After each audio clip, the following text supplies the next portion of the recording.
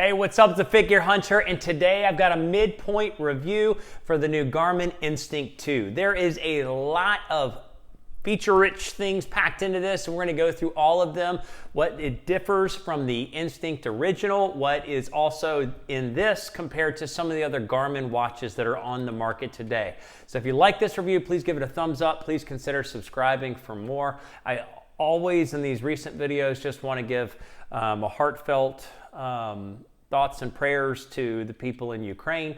My friends, the WAD Insight developers, are from Ukraine and from that area. There's one developer still in Ukraine, and my heart just goes out to them. I feel so much pain and anguish reading the news or watching the news to see what's happening there. So thoughts and prayers to them. So with the Instinct 2, over the Instinct 1, what are the features that are primarily different? Instead of showing or telling you verbally the list, I want to show you on the watch so that you can also feel comfortable with what you see on the watch, because it has an enhanced resolution over the original Instinct, and it also has a duller resolution than you're going to find on the 945 LTE or the 745 or the Fenix 7 series. So I want to be able to compare the ins and outs and be able to show them on the watch itself so you can get a familiar feel with what it's like. So we're going to look at it in a few basic categories. We're going to look at the watch itself and what's different versus the original Instinct.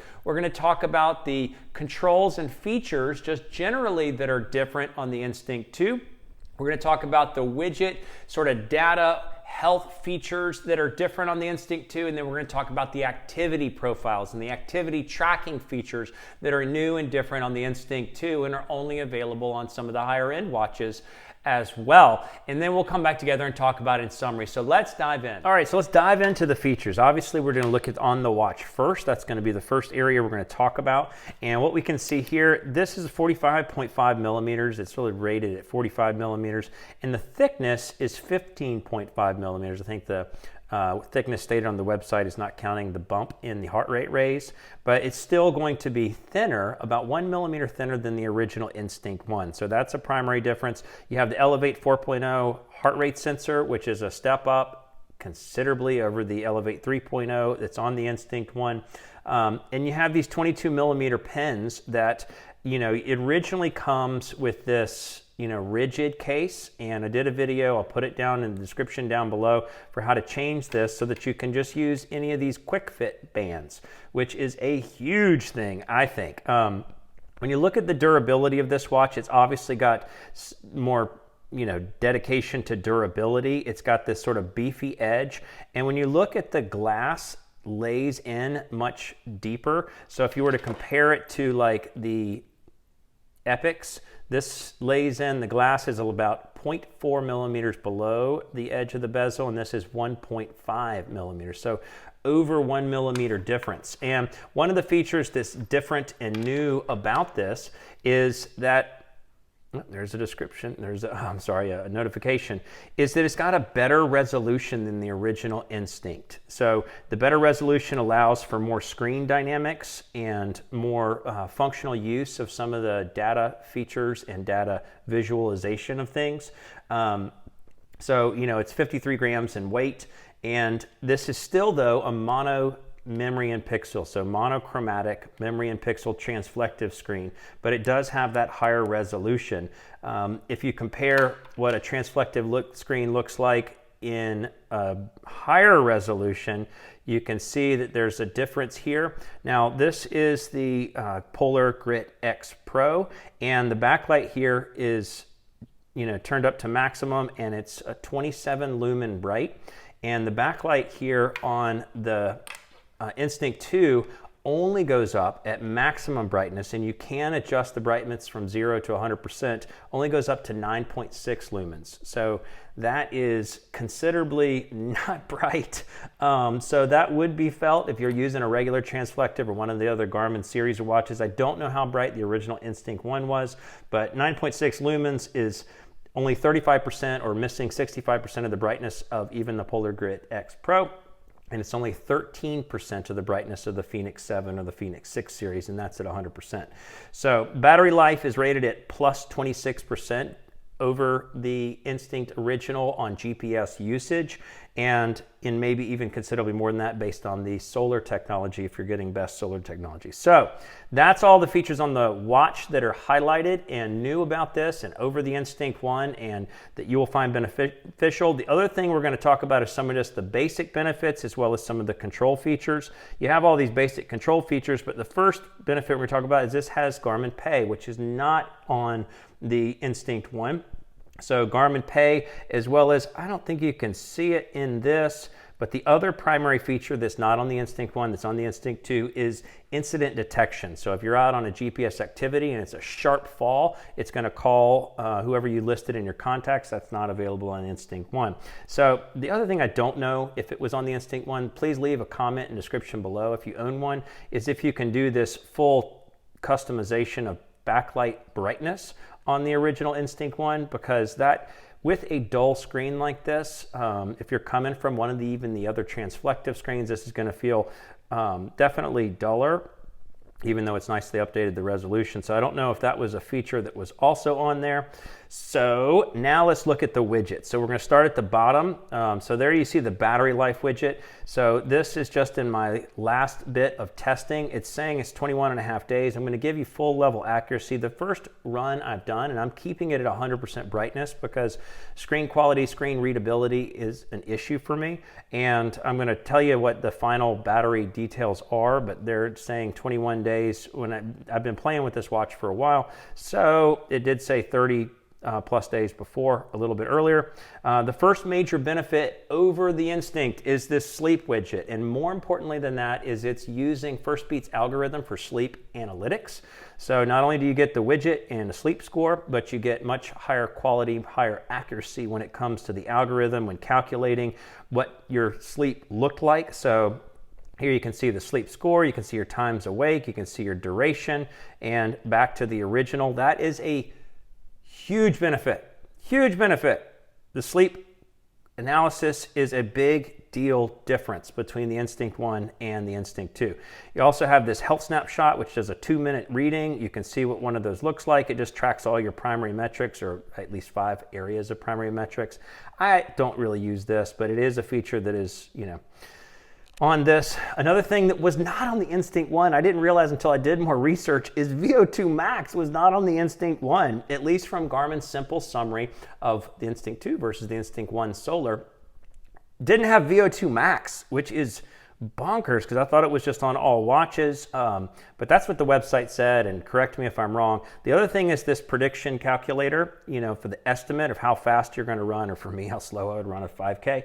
This is not on the Instinct. You can see your speeds getting better as your graph would slowly trend downwards, hopefully, so that you're getting faster and faster in your times. But this is now on the Instinct 2. Another huge feature that is on all the fancy watches and also on this. You have the compass. I don't think this moon feature, or maybe the moon feature was, but I think it's cool. I don't know why. I just think it's cool for, knowing when the full moon is going to be. This is what notifications look like. So if you look at this, the notifications are going to read like. So that's how the legibility is going to come out on this new resolution. So I just wanted to highlight the resolution there. And then we get into some of the features that are now available on the Instinct 2. And this is the biggest one on the training side, or this is one of the biggest ones on the training side, is you now get full training effect evaluation. Your aerobic impact from that workout and your anaerobic impact from that workout, and a load score. You also can see, an evaluation of how you're, whether you're growing or whether you're maintaining, whether you're, overdoing it with your aerobic score, with your training effect. So that's a huge Garmin analytic that's not been on the Instinct 1 and is not on a lot of watches. And I'll talk about that in the summary. Not on a lot of watches, and that's available here, which flows into now the most significant addition is the full training status analytics on the Instinct 2. This is something that I had wished they had done on the Instinct 1, something I had wished they had done, and training status is a big deal, at least if you're tracking your training, because it not only tracks your VO2 max, but it tracks your training load over time. So you can see your range here to be able to grow your fitness. You can see your training load. And this is not just like how much time you spent training. This is the rigor and intensity of the training you're doing. And it has recovery time. This is not just even the standard recovery time. It's improved recovery time, which takes into account your sleep and your heart rate variability through the body battery, and then the rigor of the workout to evaluate how much time you should take before your next hard training session. So obviously it's got body battery, which I think wasn't on it was added later. So there's some question there, but body battery is probably one of the primary health benefit features on Garmin watches today, but the Instinct 2 has it. The other thing you're going to see in the activity features is you got the more analytic mountain biking program. You have golf. These are not on the Instinct. So you also have things that you would not have had. I don't know if you had the copy activity, but this is where you can make your own CrossFit, actual CrossFit profile. So you would go in here and you'd say, I'm going to replicate this, and I'm going to delete it. And I'm going to, write CrossFit, and I'm going to change the data fields. So that's where you could do that. And we're not copying the activity. And the other big thing is this has multi-sport. So you can do triathlons, you can do biathlons, you can do multi-sport of any kind by just adding together a few of the different activities. And this is a huge feature, again, not on the Instinct, not on the original Instinct. The other things, I don't even know if some of these things, e-bike, cyclocross, gravel bike, I don't know if these were all fully added to the original Instinct. Climb indoor, bouldering, those are features that were just later added that I don't know if they were built into the original Instinct, but they are now here and in full glory. The other thing that's a unique feature that's added to the Instinct 2 is the ability to connect to power meters. So that was not something on the Instinct 1 that you could do. And this golfing is actually a big deal if you're a golfer, because I think you can load your maps. I haven't ever used it, but the website did say that you have all sorts of golf features that tie into the Instinct 2. I think it'll tell you, like based on GPS, how far you are from the hole and what the distance is and the track course and a bunch of details there with golf. So there we have it. So there's all the feature differences on the watch, in the settings, in the basic baseline features, in the widgets or the access to information, both on the training side and on the wellness side, and the activity profiles themselves. Let's talk about it in summary. So wow, I honestly think this is an incredible watch. There is one major downside, and that for me with my eyes, I wear reading glasses that are 1.25 in intensity. So that's like the dullest or the most minimal reading glasses I think you can buy.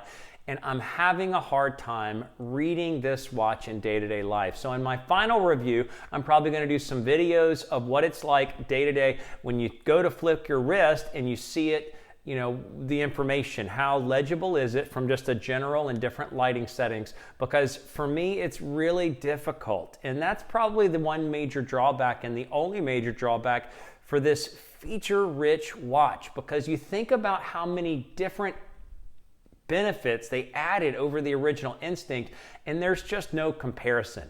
I would say to anybody looking at the original Instinct or the Instinct 2, owners of the original Instinct, I would say absolutely it's a yes for upgrade. I didn't say that for the Phoenix 7 series. I didn't even say that for the Epics because of some of the cost impact and some of the features there. But for Instinct 1 to Instinct 2, 100% upgrade. All the features that are listed are limitless. And if you do any kind of training, there's just a wealth of information that you can get on the Instinct 2 that is absolutely not available on Instinct 1. What else is it not available on? These training features specifically. It's not available on the Venue 2, not available on any of the Vivo Active series watches, not on the Vivo Move, not on the Lily, not on many, many, many watches. What are the features here over some of the other offerings? The sleep analytics has not yet updated or flowed down to the 245. So this is going to have much better sleep accuracy than the 245 that was obviously released a little while ago, but that does offer some of the training benefits. It's going to have more enhanced training benefits than the 245, and it's going to have better heart rate accuracy and a better sensor because it's got the newer sensor than the 245, 745, and original original 945. Only the 945 LTE has the updated heart rate sensor. It's going to have a better heart rate sensor than the whole Fenix 6 series of watches. And it's going to have a better heart rate sensor than the original Venue, than all the Vivo Actives. All of them have the older Elevate 3.0 heart rate sensor, and this has got the better Elevate 4.0. So huge differentiation there. Obviously, it'll connect to a chest strap. So, you can obviously get heart rate accuracy for any type of workout, specifically for CrossFit or high intensity any workouts like we review on this channel. You would want to use a chest strap regardless of what watch you own, but especially if you own one of the other watches, you could at least get the similar benefits and results on the training side if you had one of the 745, 945, 945 LTE, and Fenix 6, Fenix 7. So with that, that's the midpoint review, and it's a little bit of an in-depth one for the Garmin Instinct 2. It's a Fit Gear Hunter. Thanks so much for watching.